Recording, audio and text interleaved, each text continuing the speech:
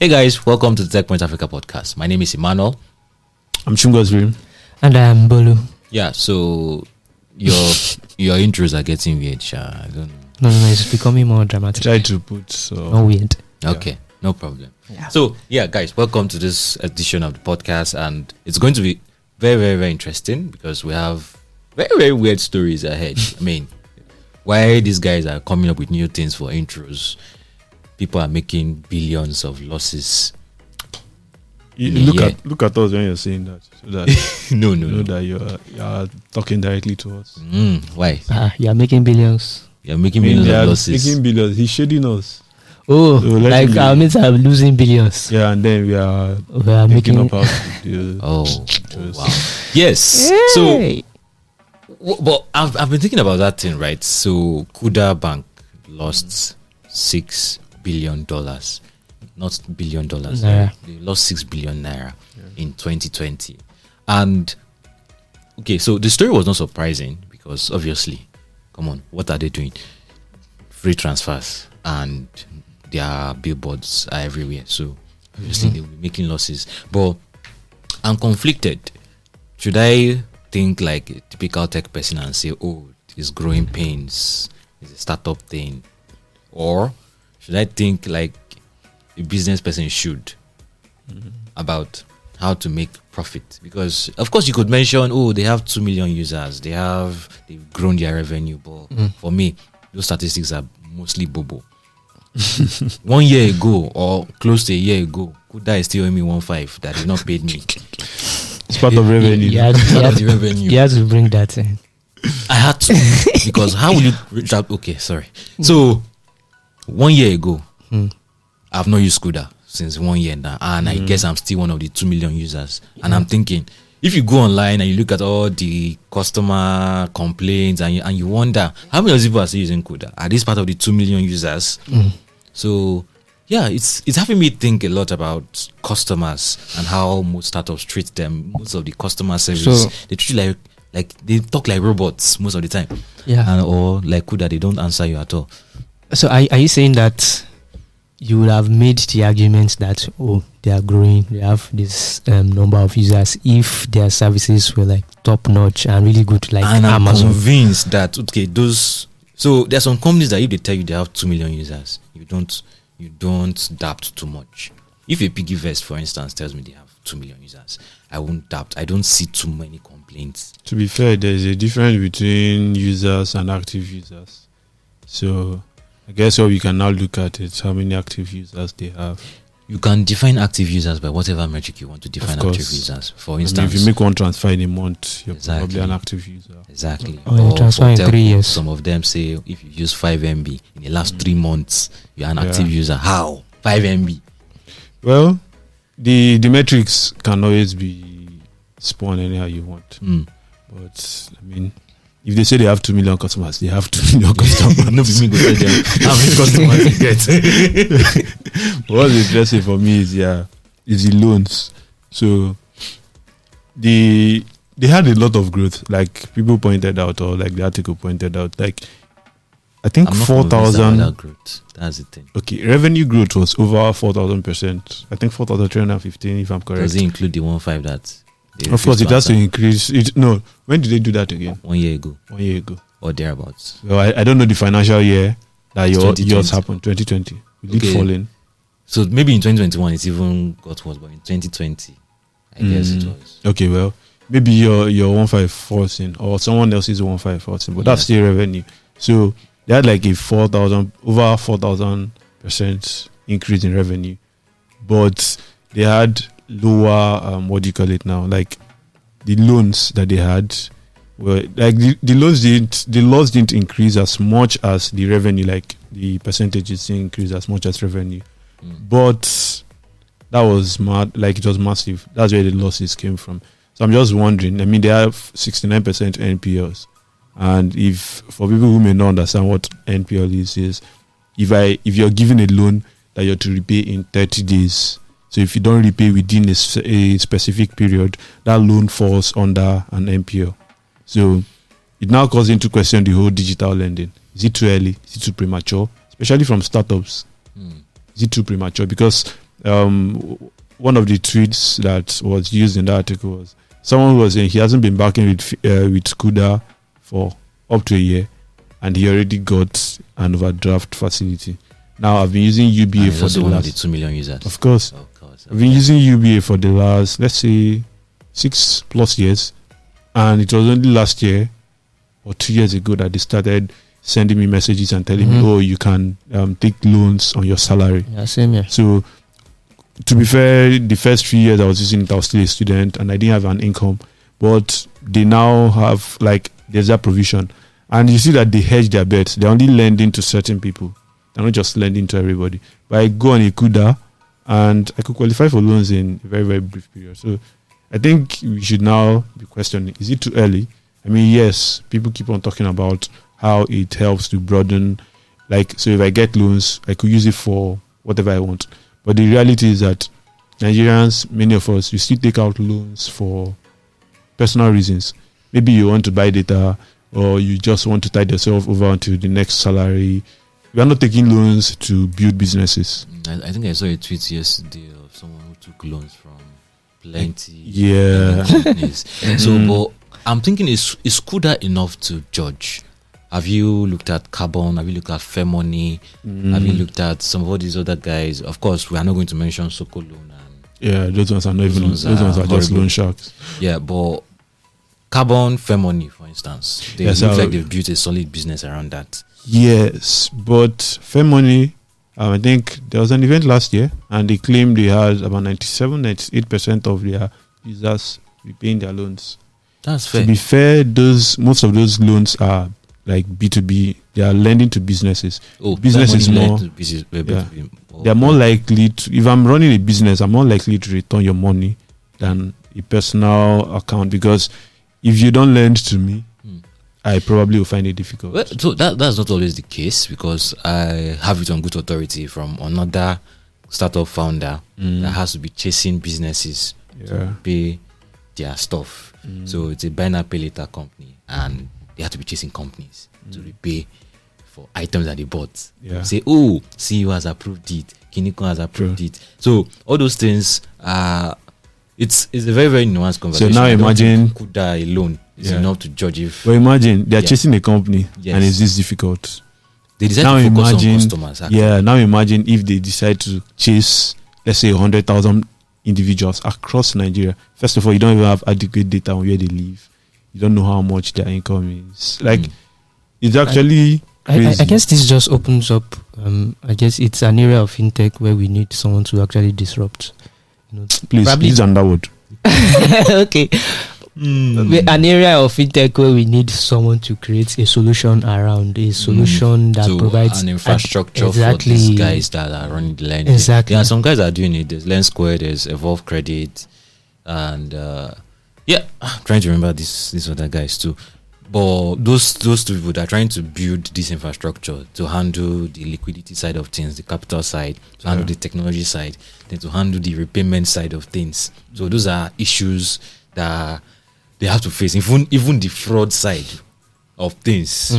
People. See, if you ask me, first, because I don't take like outsized risks. Just think they should hedge your risk. Maybe decide we are going to lend to maybe just 2% of our customer base and just keep it at that. So if you lend to 10,000 people this year, next year maybe you just increase it 15,000 people. But then of course you won't earn a lot of money, but you're testing this because banks have waited for people to come and build your technology, and they are now using. I mean, think about it. Banks waited, people build your technology. They now came and started lending to the same people that you think you're lending to. Crazy low interest rate. Low interest rate. So basically, you've done the groundwork for them, and they are reaping it. So I think there's a lesson there for them. I mean, I'm not a financial expert, but there's a reason bigger companies are not doing what you're doing. So sometimes older people usually tell us that the enthusiasm of youths make us think that we can disrupt every single thing that we see. It's good, but it's also not good. There's a reason guys that have been in the industry for 10 years and not doing something. I think I need to drag Olowe to the podcast so that you can have a chat with him, not me. Okay. Abi, how does that sound? That sounds interesting. So, but I was talking about fraud just now, and it just reminded me of Uber this week. Hack. 18-year-old. How did it happen? I like how you did that. Uber hack 18-year-old. Okay, yeah. So an 18-year-old has claimed responsibility for hacking Uber So last. we started like it's a correspondent from California. No. I mean, Come on, yeah. people should leave in the comment section if they actually, Okay. Yeah. I have that California correspondent talent. So just let me know. All right. So an 18-year-old has admitted to he claimed responsibility for hacking Uber last Thursday. The hack was a total hack, according to some cybersecurity experts, such as Sam Curry. Sam Curry is a security engineer at Yuga Labs. If you are conversant with Web3, you know Yuga Labs. Yuga Labs is the company behind the Bored Apes and all that. And he said it was a total hack, and the hacker was actually able to get hold of Uber's source code, which is absolutely insane. And how did he do it? He was able to. It wasn't in the article I wrote. I said it wasn't a hack per se. It was social engineering. So he was able to reach out to an Uber staff, and he said he pretended as if he was a corporate IT person and demanded some details, and the person gave it to him, and he was able to get into Uber's internal system. He even posted a picture. I can't tell you what the picture of what he posted. He posted a picture on Uber's corporate on their internal website, and then he chatted with some of the Uber staff. Some people thought it was a joke and all that, until they saw that he had gotten really deep into their systems. And the interesting thing is, it's not actually the first time that Uber has been hacked. I think they hacked them in 2016. And the person was able to. So we're back to this again. Social engineering. Yes, I think that it's quite. I'm all the Uber security person. I can imagine their face after installing everything. Do you understand? Everything is. So it's not about it's not a fact that maybe the security guys or the IT guys did not build what they were supposed to build. It was just everything was there. But then the human side of things. Yeah, so it's reminding me of another article.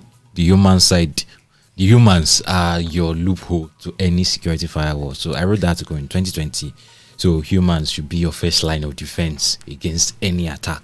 So if your employees are not conversant with the things they should know, the two-factor authentications, don't click on suspicious links on emails, don't answer suspicious people, and try to read between the lines so that you notice slight spelling errors, because that's how things happen. That's how business emails compromise. These days, people just scan emails, speed reads. Just scan. Like you're just trying to get the idea of what the person is saying. It's so easy.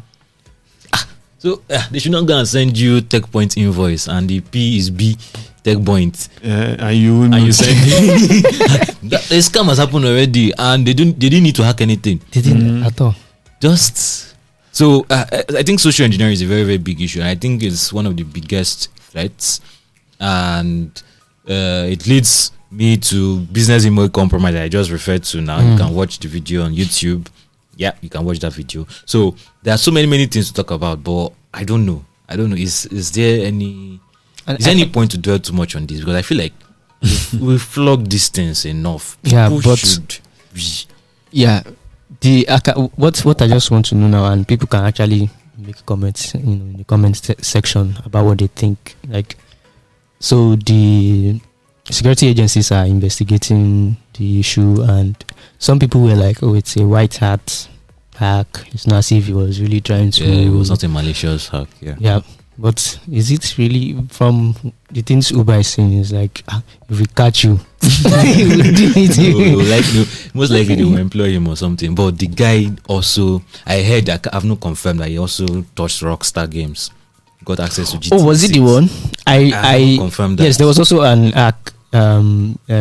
Someone released a part of their game, Grand Theft Auto, which actually led to a 3% drop in their stock price. It was quite painful. Well, it was So of not course, for if me. they catch you, they should do it too if they catch you. Stock price. I'm curious. Did anything happen to First Bank stock price? But another First Bank stock price. Yes. After they announced that their cards will no longer support foreign transactions. Did anything happen? Oh. Well, No. we're Stuff not- like this happen a lot in Nigeria, and Yeah. it's like the stock market in Nigeria is immune from Because you're anything living, that's happening. I mean, our stock market it exists in a bubble. So I guess some of the things that affect other companies may not really affect us, or some of the issues that you think would happen and affect companies may not really affect us.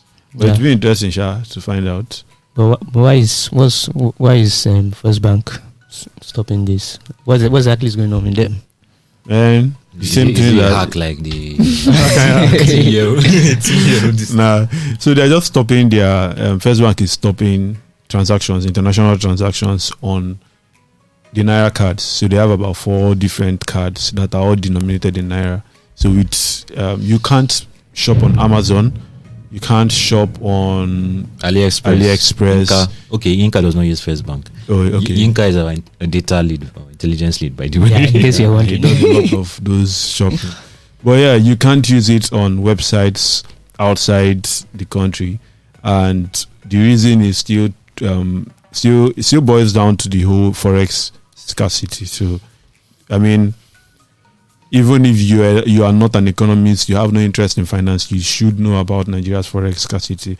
The CBN is constantly looking for ways to either prop up their forex regimes or just, according to them, protect naira. They've done everything from in the last few months, banks have cut spending limit. It used to be. So I saw a report yesterday. Just 7 years ago, you could spend up to $4,000 on your cards, but 7 years down the line, some banks have $50 limits, but the vast majority of commercial banks in Nigeria have $20 limits. So now they are saying with those naira cards, you can't. So if you want to spend, so it's not like you can't spend though, you can, but you now have to go get a different card from a dollar card.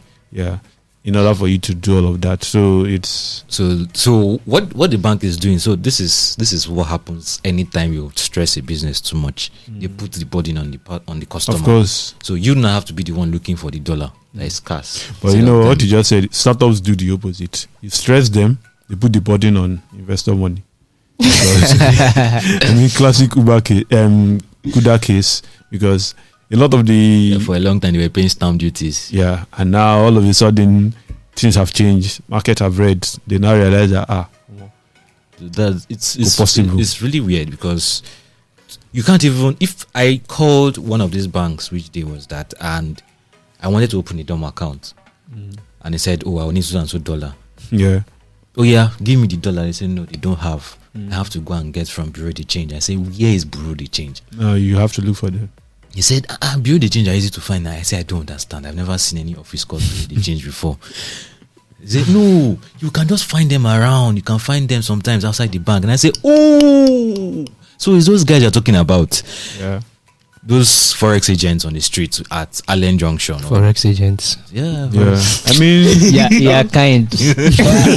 what do you want to call them now? I don't know. The way he said it makes them look like, from what I've seen. You mean they are agents? What do you want to call them? Like, yeah, national TV, let me remind you. I mean the national TV. They are all agents. But yes. Even PT and BT, that's personal travel allowance, business travel allowance, is also suffering. Some people are unable to get it. So if you're going to, the number of people studying abroad has also increased. So they are suffering because of it. They can't access the foreign currency they need to pay for school fees. It's so everybody is crazy. suffering. Even we, Techpoint, we are looking for dollars to pay for hosting right now, because most of the revenue we earn is in naira, right? So now we need dollars to pay for AWS, crap. So I think businesses should just come together and do like a town hall meeting where they just share their woes with the dollar. So it's very weird. I was arguing with our developer this morning, and he was arguing that we don't have an AWS equivalent in Nigeria or something that does that. And I would like to be wrong, and I believe he's wrong. And I've been searching for one. You've not found any. I've not found something that can really, really handle the kind of numbers that we have at Techpoint, or people that are doing 3, 4, 5 times what we are doing. There are many startups that are doing that. Some of them have investor money, but some of us, we don't have investor money. We're bootstrapping. So, and everybody keeps on complaining about AWS dues at the end of the month. So AWS, even if you just run it, okay, let's move on from there. No, but should the CBN really be blamed for everything going on? Yeah, they're the first people you should be blaming for issues like this. So they are in charge of monetary policy, and you cannot. Who do you want to blame? Me? Okay, I think because I just saw this morning that even the British pound is at a 37-year low, which I think the global economy is really having it's taking its toll.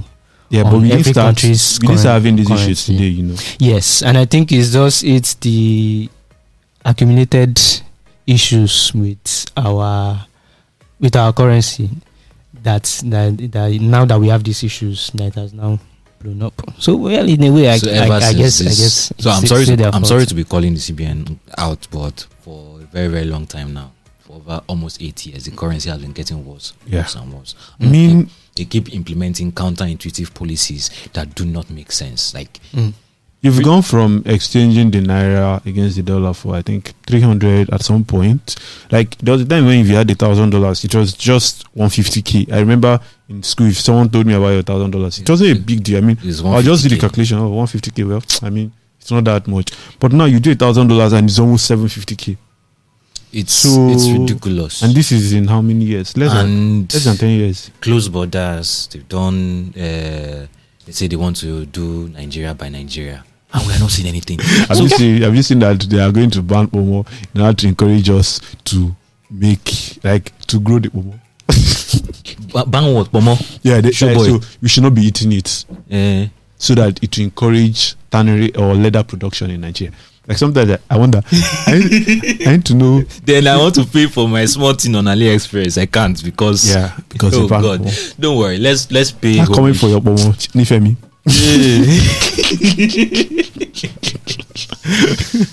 Let's pay homage to the people paying our house rent. Yeah. Hi, I'm Abisola Adenoga, the head of business at Techpoint Africa. Did you know that you could present yourself as a reputable brand leader? Did you know that your business can get the limelight it deserves? Now you do. Using Techpoint Africa's marketing tools, we can put you in the faces of a large audience for brand awareness and thought leadership. To do this, reach out to us by sending an email to business@techpoint.africa or click on the link in the description below.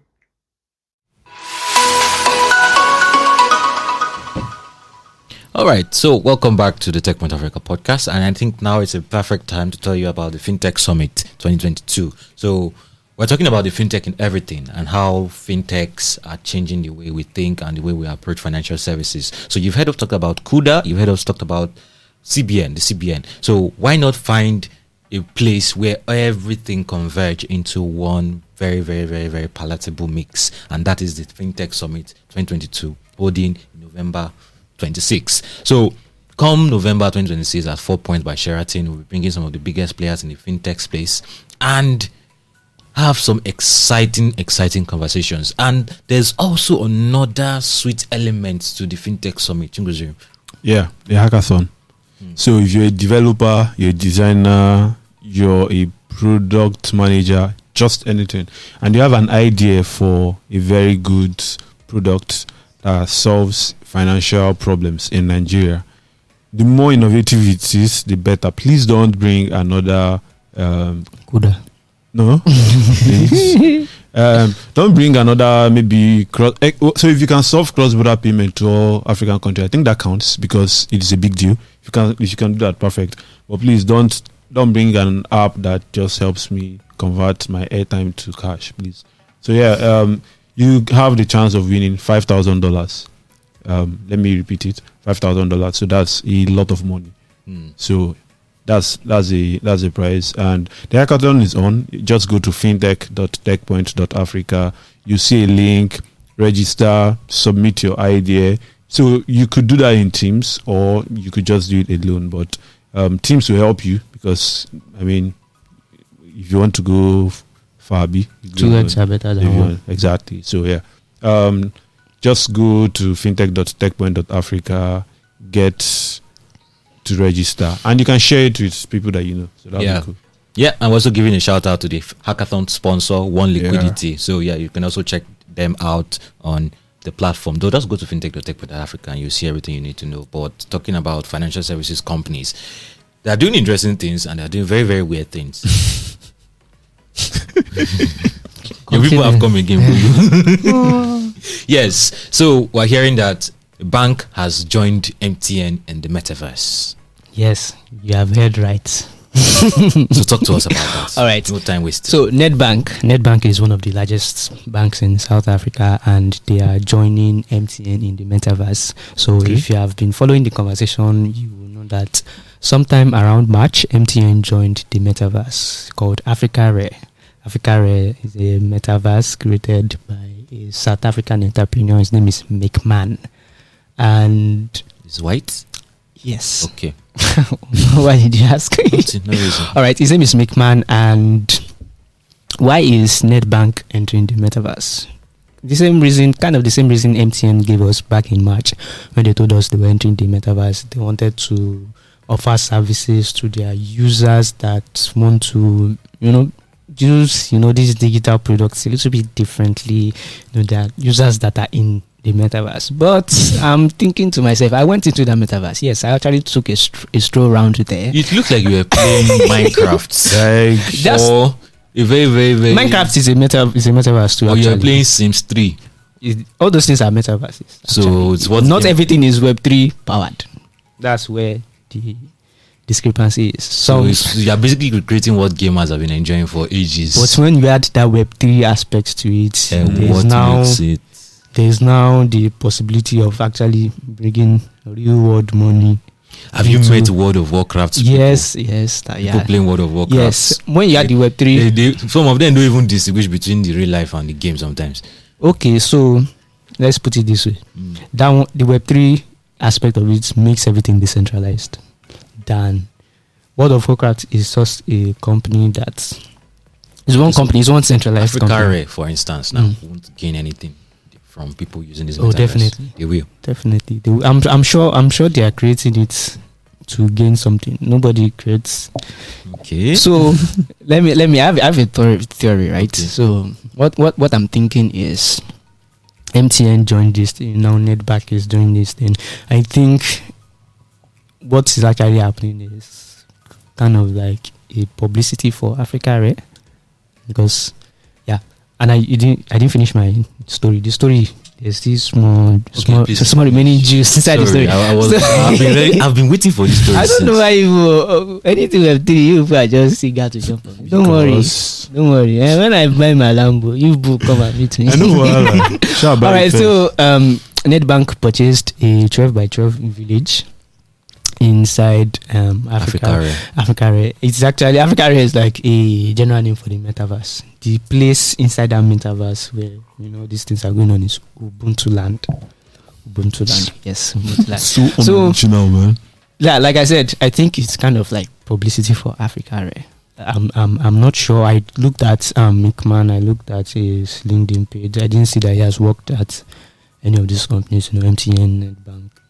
I can't really say where the connection is, but because when you think about it, they said they are joining, because yes, maybe because they are forward thinking, but again, we all know companies don't do things unless to be profitable for them in a way. And in Africa, is Metaverse really that much of a thing right now? The numbers you see now are mostly from people in the US that use not even just Web3 powered metaverses, like you mentioned. You mentioned the game. There's Roblox. There's Minecraft. So yes, the metaverse is that kind of market. It's kind of like connected to the gaming industry in a way, but in Africa we don't really have that. You don't have the network to play those. You don't have the network to play those games. So who I just think it's kind of like publicity for Africa Rep, and it's So not just Africa Rep for me, because what the heck is Nedbank doing with the Metaverse? what are you doing right now? What the hell is MTN doing with the Metaverse? So are they just trying to sound cool and sound? I guess. I Or are think they trying to because- maybe make very little investments now? And if it works out, fine. fine. If it doesn't work out well, we didn't They didn't, put they a lot didn't, of they money. didn't put them. I agree with you, Muslim. I think it's just going to be a form of investment. Who knows? This thing might take off in a few months. And MTN, their land that they bought since March is still under construction. I went there. No, I saw the trailer and everything on the Metaverse. They've not built anything. It's only one banner so that is flashing MTN that is there. this is so funny. So I think I probably need to take a stroll into the Metaverse and probably read a little bit more about it, because I still don't get it. I mean, my natural reaction is to revolt against anything that limits human interaction. So if you are familiar with the gaming world, Metaverse should not be too far from there. Yeah, Okay, It's It's one not- of those immersive open world games. exactly. So if you've played the GTAs, you've played Far Cry, you've played World of Warcraft, all those kind of games where it's a virtual simulation, what the only difference now, it is becoming a little bit more real.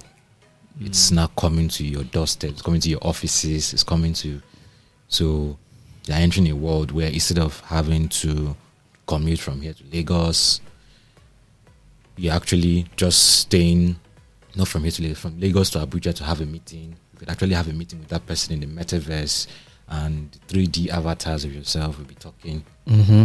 with each other. So it's just a gamified concept that has morphed into serious conversations, thanks to our dear brother Mark Zuckerberg.